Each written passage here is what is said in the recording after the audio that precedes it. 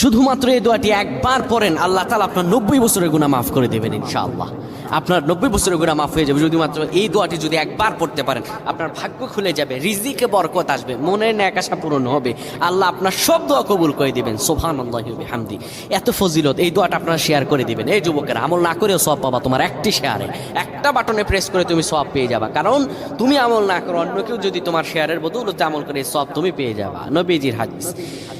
আমার ভাইয়েরা, আল্লাহর কাছে দোয়া করা, আল্লাহর কাছে দোয়া চাওয়া, এটি হলো মুমিনদের কাজ। আমার আল্লাহ বান্দাকে বলেন, বান্দারে উদউনি আস্তাজিব লাকুম, আমার কাছে চাও, আমার কাছে চাইলে আমি আল্লাহ তোমাকে দিয়ে দিব। কেউ যদি একবারে দোয়াটি পড়তে পারে, দোয়াটি হলো রব্বি ইন্নী যালামতু নাফসি ফাগফিরলি।